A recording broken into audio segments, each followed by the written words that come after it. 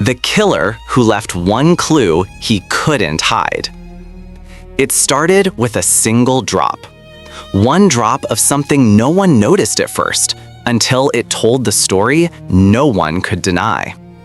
For months, the small town of Crestwood had lived in fear. A quiet place where everyone knew each other's names, suddenly silenced by a murder no one could explain. The victim, a beloved teacher, found lifeless in her own home. No signs of forced entry, no clear suspects, just one thing, a single trace left behind. And that trace would betray the killer in a way he never imagined. Crestwood was the kind of place that made you believe bad things didn't happen there. Nestled between rolling hills and quiet streams, it was a postcard-perfect town, the kind where the church bells rang every Sunday and everyone waved at one another on Main Street. It was small enough that gossip traveled faster than the morning paper, yet peaceful enough that doors were rarely locked. People left keys under flower pots, and kids rode their bikes long after sunset. For years, Crestwood had been untouched by darkness, until the night it met something it couldn't explain. The morning Grace Miller didn't show up for school, the town clock tower struck 8 as usual. Her classroom lights were still off. The chalkboard still carried yesterday's notes. Art speaks what words cannot. The students whispered her name, thinking maybe she was late, maybe her car broke down. But Grace was never late. Her colleagues waited, then called her phone, straight to voicemail. It was the principal, Mr. Langston, who finally drove to her cottage on Maple Street, a small home surrounded by wildflowers, tucked behind an old oak tree. Grace loved that place, said it felt alive, like it had stories to tell. When Mr. Langston arrived, the morning air felt heavy, too still. The gate creaked open. The curtains inside were drawn. He knocked, no answer. He called out, his voice trembling slightly. "Grace, it's me, Langston." No reply. That's when he saw it, a faint flicker of something blackened near the edge of the window pane. Like soot, like smoke. He called 911. By the time police arrived, the air smelled faintly of something burnt. Not overwhelming, just enough to suggest a fire that had gone out on its own. They entered through the front door, finding everything in near-perfect order. No broken glass, no overturned furniture. Just a home that felt wrong, too quiet.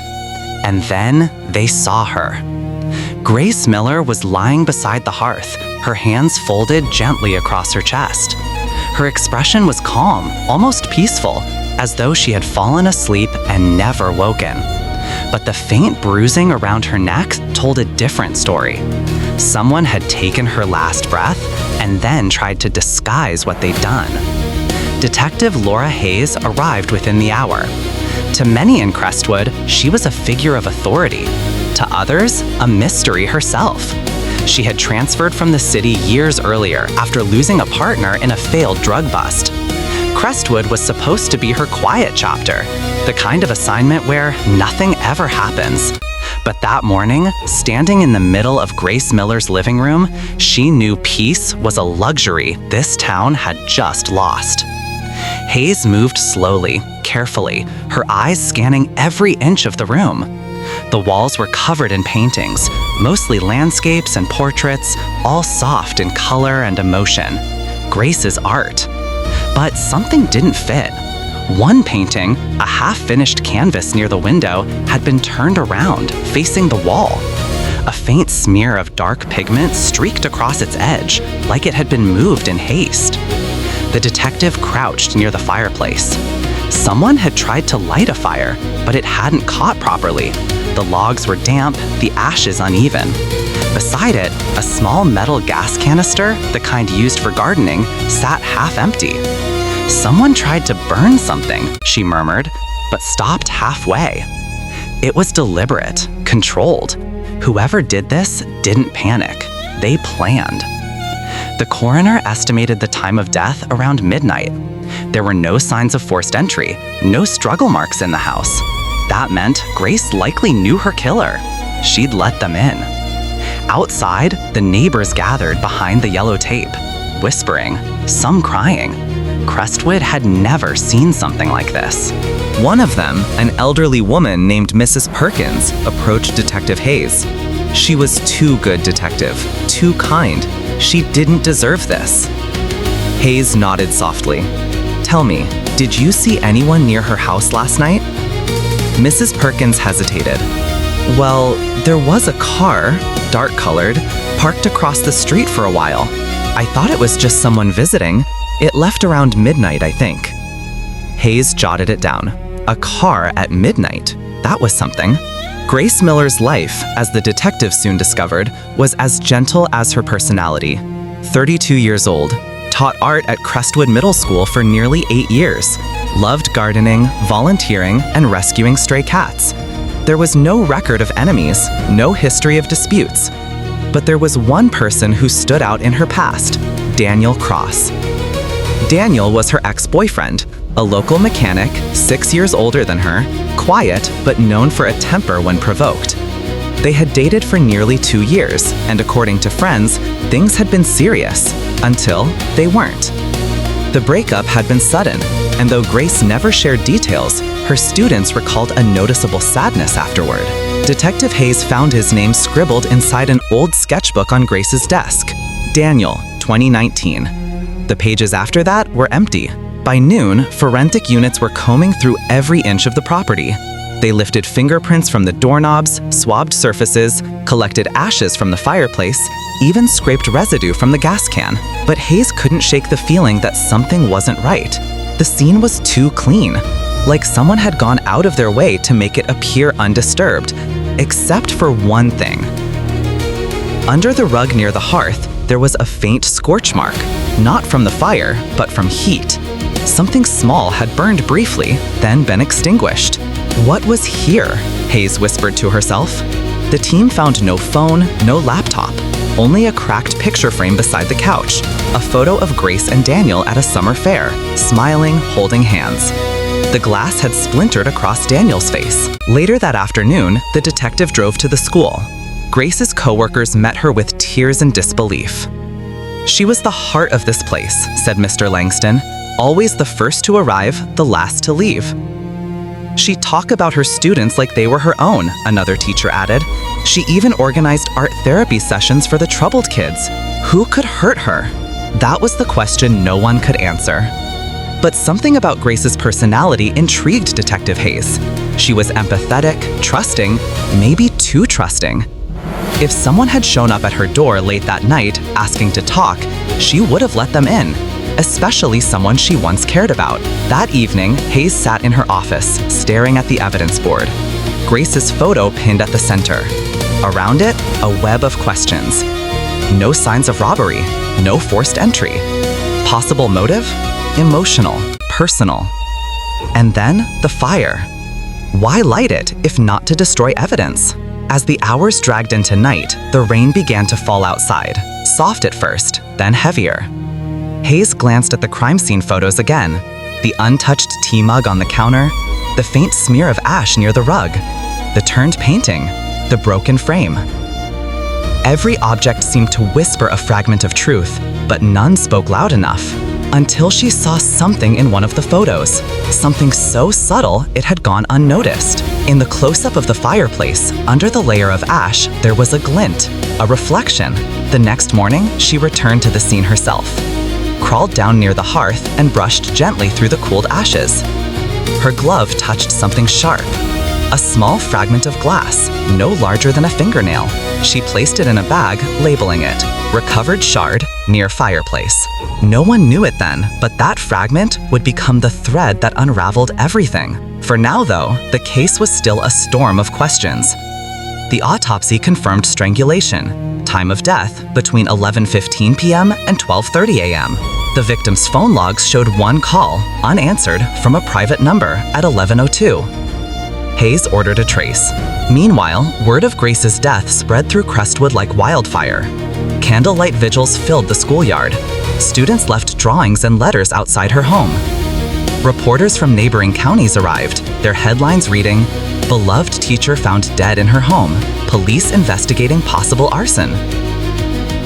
The town grieved, but beneath that grief was a quiet fear.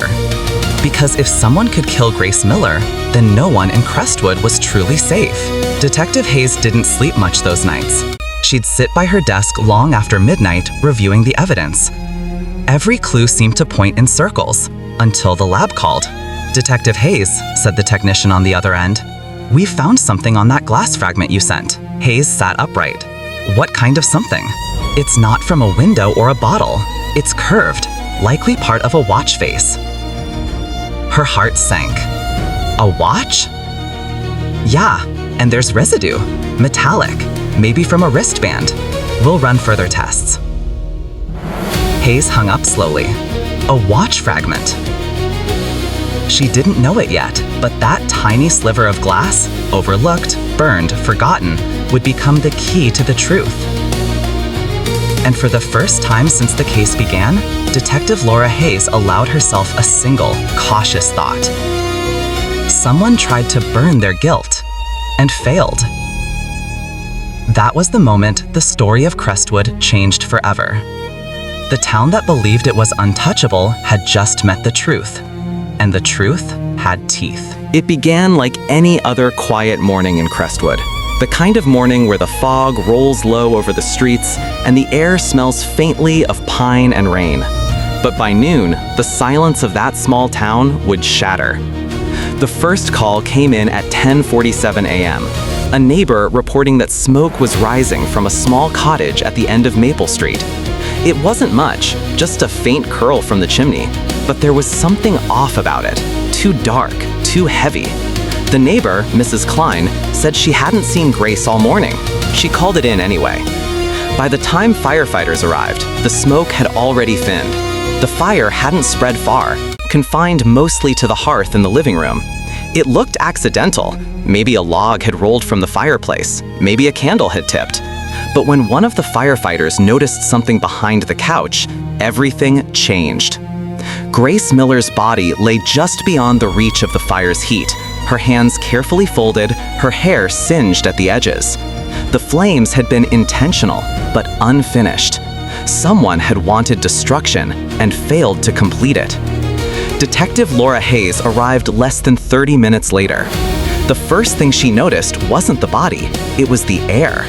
A strange mix of smoke, perfume, and something faintly chemical. It smelled of gasoline, but also control. Whoever had been here wasn't careless. They were careful. Too careful. She moved slowly through the house, eyes scanning every surface. The coffee table had been wiped down, spotless. The kitchen counter gleamed. Even the doorknobs looked polished. But cleaning doesn't erase chaos completely. A small streak of ash near the doormat. A faint indentation on the carpet near the body. Maybe a shoe print, maybe not. And just beside the fireplace, a cluster of glass shards too fine to identify. The medical examiner arrived and began their quiet work. Hayes took notes, her mind already racing. Grace had been dead for less than 12 hours. The time of death, between 10 p.m. and midnight the previous night. Her last known call had been made at 9:42 p.m. to Daniel Cross. Hayes had seen the name before, an ex-boyfriend with a reputation for being charming, possessive, and impossible to read. He worked as a mechanic, lived a few miles outside town, and had a police record that painted him as impulsive, though never violent. Still, something about him always felt unfinished, like a storm waiting for the right wind. She drove to his house that same afternoon. Daniel greeted her at the door, polite, even friendly, as if expecting her. His hands were clean, his shirt freshly pressed. He didn't ask why she was there. He already knew. "Grace?" Hayes said softly. His eyes flickered, just for a second. Enough. "I heard," he said. It's awful. She didn't deserve that." "She didn't," Hayes replied. "When was the last time you saw her?" He hesitated. 2 weeks ago, maybe 3. We'd been talking about, well, nothing important. Closure, I guess. Closure? Hayes let the word hang in the air. He nodded, folding his arms, a small defensive gesture. "Mind if I ask where you were last night?" At work until 9, he said smoothly. Then home, alone. The answer was too clean, too quick. Hayes had been doing this long enough to know when someone rehearsed their alibi. Back at the station, the team was piecing together the crime scene. No fingerprints, no forced entry, no footprints in the garden. Grace must have known her killer, someone she trusted enough to let inside. The autopsy revealed something chilling. Grace hadn't died from the fire.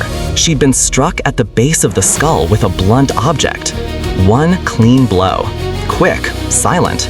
The fire had been set after she was already gone. But there was something else. Under one of her fingernails, the lab found a small trace of metal, like the edge of a watch clasp. Hayes remembered the glass by the fireplace and felt her pulse quicken. She went back to the scene the next morning, just as the sun began to rise. The house was cold now, lifeless. The yellow tape fluttered in the wind. She crouched near the fireplace, eyes scanning every inch of ash. And there it was, something she'd missed before. A small shard of curved glass, no bigger than a fingernail, half melted but intact. She picked it up carefully, bagged it, and sent it straight to the lab. For the next 48 hours, the case stalled. The news spread, the town mourned. And in the middle of it all, Daniel Cross showed up to Grace's vigil, standing quietly at the back, his eyes hidden behind dark glasses. Detective Hayes watched him from a distance. His posture was calm, but his right hand kept brushing his wrist, a nervous, repetitive motion. She zoomed in on a photo later that night. His left wrist was bare. No watch. When the lab results came in 2 days later, they confirmed what she already suspected. The glass belonged to a luxury men's watch, a model only sold in one store within a 50-mile radius. She checked the purchase records. Only 3 had been sold in the past year. One of them to Daniel Cross. Armed with a warrant, Hayes returned to Daniel's home. He was sitting at the kitchen table when they arrived, sipping coffee. "Daniel," he said, smiling faintly, "you must have news." She didn't answer. Her team searched the house, methodically, professionally, until Officer Reynolds called out from the bedroom. "Detective, you'll want to see this." In the top drawer of the dresser, beneath a pile of folded shirts, they found it.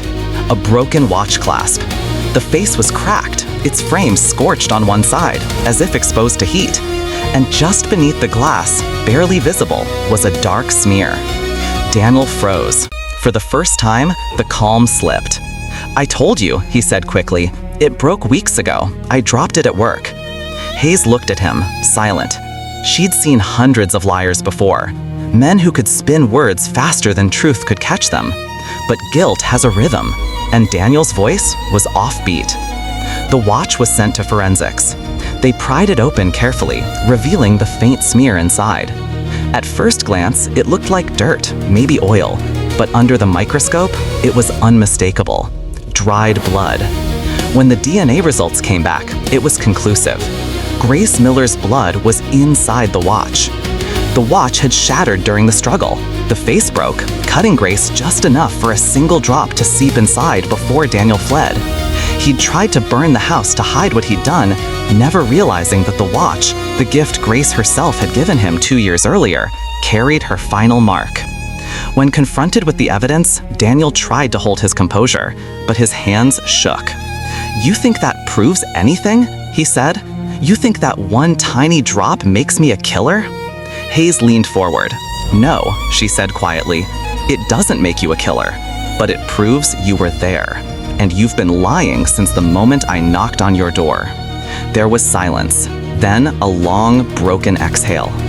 For the first time, Daniel looked small, like the walls around him were closing in. The performance was over. The act had cracked, just like the glass that had betrayed him. In that moment, Hayes understood something that stayed with her long after the case closed. People always believe they can outsmart the truth. They think they can control chaos, rewrite the story, clean the slate. But truth doesn't vanish. It lingers, in ashes, in fragments, in blood. The killer had erased every fingerprint, every trace of struggle, wiped every surface clean. But in trying to destroy the evidence, he overlooked the smallest thing. The very object that connected him to his victim. The watch wasn't just a clue, It was a confession trapped in glass. And in the end, it spoke louder than he ever could. Detective Laura Hayes couldn't shake the image of that cottage. The way the morning light had filtered through the broken blinds, touching everything except the dark stain on the carpet. Grace Miller's house no longer felt like a home. It felt like a confession waiting to be read. The lab report had come in that morning, and in a manila envelope sealed with evidence tape was the answer to the question that had haunted her for weeks. Who killed Grace Miller? When Hayes opened it, her pulse quickened. The small shard of glass, the one they'd found near the fireplace, had come from a luxury men's wristwatch. Inside the crack, under microscopic analysis, was something unmistakable, a trace of human blood. And when the DNA came back, it was Grace's.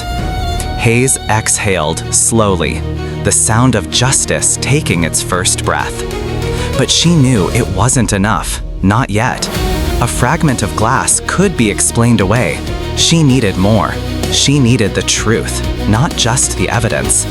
The interrogation. Daniel Cross arrived at the precinct just after 2 p.m. He wasn't handcuffed, not yet, but he knew, and Hayes knew, that his freedom hung by a thread. He walked in wearing a gray jacket, his expression unreadable. His eyes avoided hers. When he sat down, he crossed his arms, like a man defending a secret, not his innocence. "Daniel," Hayes began, her voice calm, even. "You know why you're here." He leaned back, feigning confusion. "Because you people won't leave me alone. I told you, I haven't seen Grace in weeks." Hayes placed a photograph on the table, a close-up of the broken glass shard. This was found under her floorboard, the same model of watch you own. He blinked, then shrugged. "Lots of people have that watch." She slid another photo forward, this time the one of his dresser. The watch, broken, resting in the drawer. His jaw tightened, but he forced a smirk. "Yeah, I broke it a while back, dropped it when I was fixing the sink." Hayes tilted her head. "Funny thing, Daniel, the blood inside the crack, it isn't yours." A pause, silence stretching across the room like a taut wire. "It's Grace's." For the first time, Daniel's composure cracked. His pupils shrank, his breathing changed. "That's impossible," he whispered. "You're lying." But Hayes didn't flinch. She'd seen this moment before. The second where guilt meets reality and realizes there's no place left to hide. She leaned forward. "We found traces of gasoline on your boots, Daniel. The same kind used to start the fire in her house." Her words were calm, almost compassionate. "You didn't plan to kill her, did you? You just wanted to talk." He looked up, eyes flashing, anger, denial, fear. "You don't know anything." "I know you loved her," Hayes said softly, "and I know you couldn't stand that she moved on." That was the breaking point. His lips trembled, but instead of confessing, he laughed. The kind of hollow laugh that sounds like it's holding something back. "You can't prove anything," he said. Hayes gathered the photos, her voice low. "Oh, Daniel, we already did." The search and the evidence. The next morning, a search warrant was executed at Daniel's home, a 2-story house on the edge of town, where the blinds were always closed. The team moved quietly through each room. Hayes noticed the scent of bleach before she saw the bottle, still half full, near the bathroom sink. They found the watch easily this time, tucked away in a dresser drawer under folded shirts. The glass was cracked, the clasp bent, as though someone had tried to repair it and failed. But what struck Hayes most wasn't the watch. It was the photo frame sitting on his nightstand, Grace and Daniel smiling at a summer fair 2 years earlier. He hadn't thrown it away. He couldn't. Beneath the frame was a letter, unfinished, written in a shaky hand. "I just want to talk to you one more time. Please don't shut me out again." Hayes felt the weight of it all, the desperation, the loss, the slow collapse of love into obsession. When she left his house, she knew this wasn't just about murder. It was about control. And the watch, that broken, blood-stained watch, was the symbol of everything he couldn't let go. The trial began. The trial began 6 months later. The courthouse was packed from wall to wall. Reporters, townspeople, even Grace's former students. Daniel Cross entered wearing a navy suit, clean-shaven, calm, like a man auditioning for redemption. But when he glanced towards Grace's parents, who sat in the first row, his mask wavered. The prosecution's case was built on patience and precision. They didn't start with the DNA or the watch. They started with the story, Grace's story. Assistant District Attorney Maria Lopez began quietly. Grace Miller believed in second chances. She gave one to Daniel Cross, and it cost her her life. Her voice didn't rise. She didn't need it to. The courtroom was silent.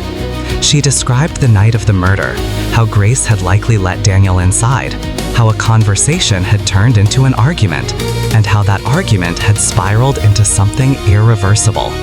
The accelerant, the fire, the attempt to erase the evidence. Then she held up a small, clear bag. Inside it, the broken wristwatch. The defendant tried to destroy the truth, but he couldn't destroy this. The jurors leaned forward, captivated. The witnesses. Detective Hayes was called to the stand on the third day. She spoke calmly, every word deliberate. She described finding the watch, the lab results, the trace of blood that matched Grace's DNA. Then came the question from the prosecutor. Detective Hayes, in your experience, is it common for a killer to keep the one thing that can expose them? Hayes paused. No, she said softly, but sometimes the thing they try hardest to destroy is the thing that remembers them. A quiet murmur spread through the courtroom. Even the defense attorney looked uneasy. When it was Daniel's turn to take the stand, the room tensed. He told a story, one rehearsed, polished, and hollow. He said he went to see Grace, that they argued, that he left before anything happened. He denied setting the fire, denied wearing the watch that night. But when the prosecutor asked him one question, Mr. Cross, where were you between 9:15 and 9:45 p.m. when Grace's neighbor heard shouting? He faltered. He looked down, fingers trembling slightly, and said, I don't remember. The silence that followed was louder than any confession. The turning point. The prosecution's forensic expert was the final blow. She explained how the watch glass had trapped a microscopic droplet of blood beneath it. Protected by the glass, it survived the fire, the heat, and even Daniel's cleaning attempts. The irony, she said, is that if he hadn't tried to repair the watch, if he'd just thrown it away, we might never have found it. Hayes watched Daniel's expression shift as the expert spoke. His jaw tightened, his eyes narrowed, not in disbelief, but in realization. He knew the truth had caught up to him. By the time closing arguments began, the jury already knew. The prosecution didn't need theatrics. Maria Lopez ended with a line that felt like an echo of every true story of justice ever told. You can wash away the blood, you can burn the room, but you cannot hide from the truth. The truth leaves a mark, even under glass. The verdict. It took the jury only 3 hours to return. Daniel Cross stood as the foreman read the verdict. His lips moved, mouthing the words even before they were spoken aloud. Guilty, on all counts. Grace's mother wept silently, clutching a small pendant that had once belonged to her daughter. Hayes felt no triumph, only quiet closure, the kind that doesn't celebrate, but exhales. As Daniel was escorted out of the courtroom, he turned briefly towards Hayes. His expression was unreadable, but in his eyes, for a fraction of a second, she saw something she hadn't expected. Relief. Maybe because it was finally over. Maybe because even he knew some truths are heavier than a lifetime of denial. When the doors closed behind him, the room remained still. Rain began to patter softly against the courthouse windows, as if the world outside had been holding its breath too.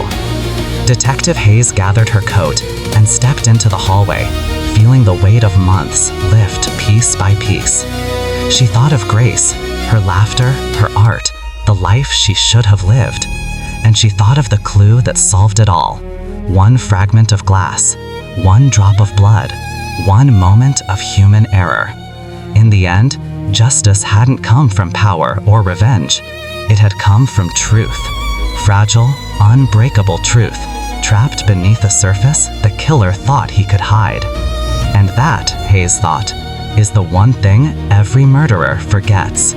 The truth always survives, even when they don't. The courtroom was silent. That kind of silence that feels heavy, as if the air itself was waiting to hear what would happen next. Daniel Cross sat at the defense table, his hands clasped together, knuckles pale. For the first time since the trial began, he wasn't hiding behind his lawyer's perfectly rehearsed defenses. He wasn't smirking or staring coldly at the jury. He looked human. Detective Laura Hayes sat 2 rows back, her eyes fixed on him. Months of sleepless nights, walls covered with case notes and photos, endless lab reports, all of it had led to this moment. She wanted to feel closure. She wanted to see justice done. But as Daniel's defense attorney stood up to make his final remarks, something in the detective's chest tightened, a quiet instinct that told her this case still had one last truth left to uncover. The attorney's voice broke the stillness. Ladies and gentlemen of the jury, my client has been portrayed as a monster, a cold, calculating killer. But what if this was never premeditated? What if it was a tragic accident, a moment of anger, a mistake that spiraled out of control? A murmur passed through the courtroom. The attorney continued, his tone softening. You've heard the evidence. You've seen the watch, the blood, the scene. But you've also heard from those who knew him. Daniel Cross was not a violent man. He was a man who loved Grace Miller deeply. Their relationship was complicated, like many are, but it was love all the same. He turned toward Daniel, then back to the jury. I ask you to listen, not to the noise, not to the fear, but to the humanity that remains. Because in the end, justice is not just about punishment, it's about understanding the truth. He sat down. The prosecutor rose slowly, walking toward the jury box with calm precision. Understanding the truth, she repeated, her voice steady but cutting through the tension like a blade. That's exactly what this case is about. The truth, not the story Daniel Cross wants you to believe. She held up a photograph, the shattered wristwatch, its face cracked open like a wound. This, she said, is the truth. Every eye in the courtroom turned toward it. This watch wasn't just a piece of jewelry, it was a gift from Grace to Daniel, a symbol of love.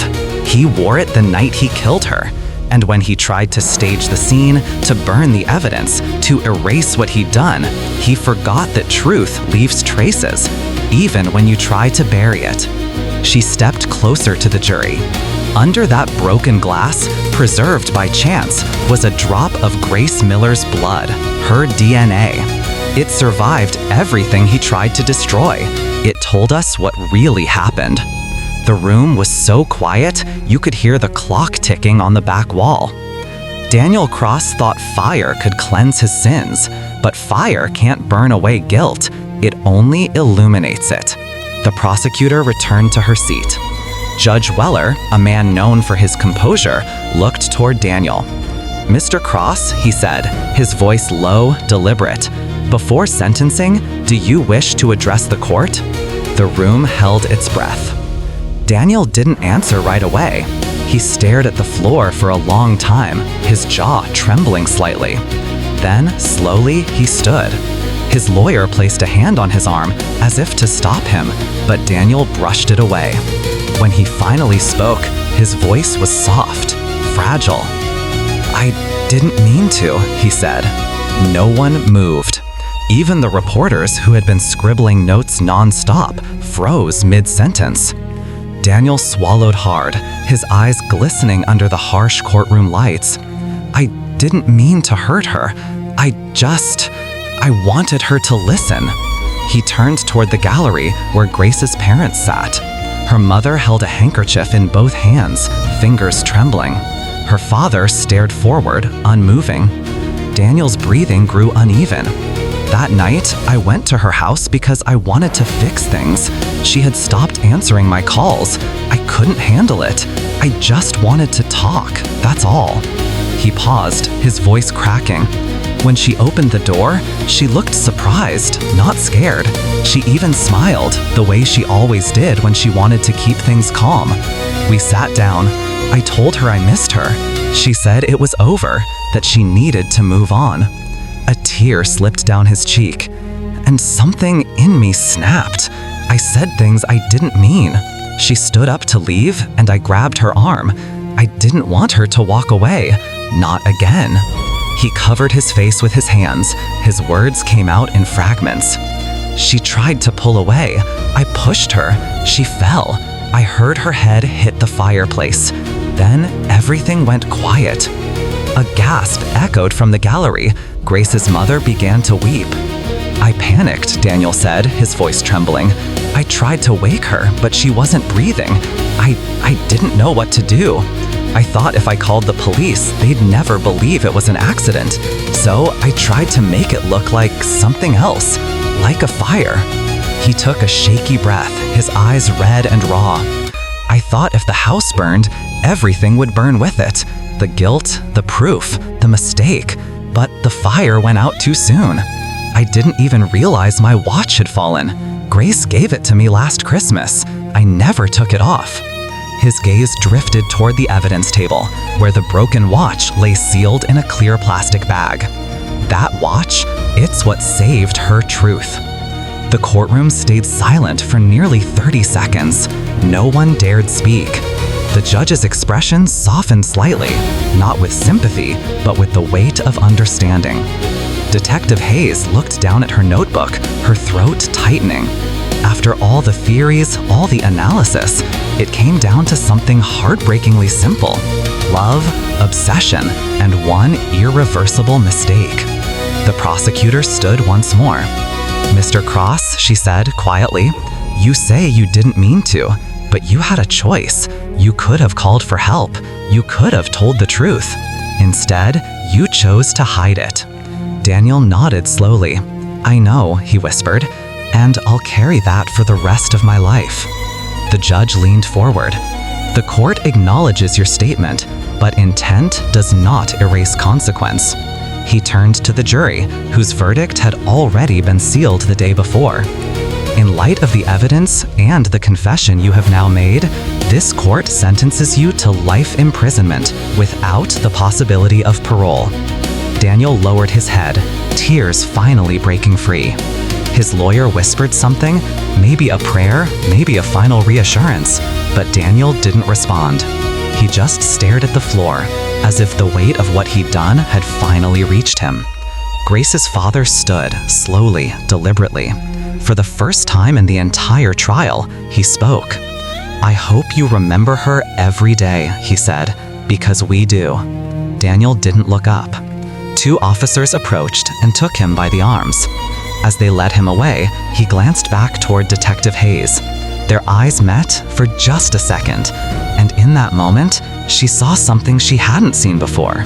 Not defiance, not arrogance, just regret. When the doors closed behind him, the room finally exhaled. Reporters rushed out to file their stories. Grace's parents embraced. The prosecutor shook hands with the detectives. But Hayes remained still, her mind replaying Daniel's final words. "I didn't mean to." She knew those words didn't erase the crime, but they echoed with a truth every investigator understood deep down: that sometimes justice isn't about monsters and heroes.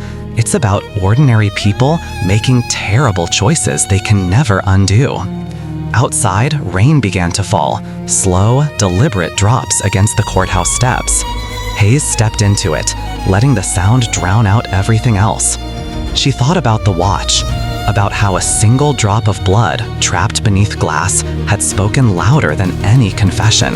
No matter how carefully someone hides the truth, it has a way of surfacing, sometimes through science, sometimes through guilt.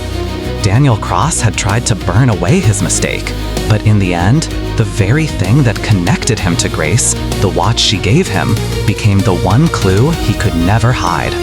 And maybe that was justice in its purest form. Not vengeance, not retribution, but truth, quietly, patiently, finding its way through the ashes. As Hayes looked up at the gray sky, she whispered to herself, "Truth always leaves a trace." And with that, she walked away, knowing the case was closed, but the lesson would never fade. As Daniel was led away in handcuffs, rain began to fall outside the courthouse, soft, steady, like the world itself mourning the loss. Detective Hayes watched from the window, knowing that justice had finally been served. One small clue had revealed the whole truth, proving that no secret can hide forever. In moments like these, we're reminded, justice may take time, but it always finds a way. If this story gripped you, don't keep it to yourself. Like, share, and subscribe to True Justice Stories for more real-life tales where truth meets justice. Your support helps us bring these stories to light.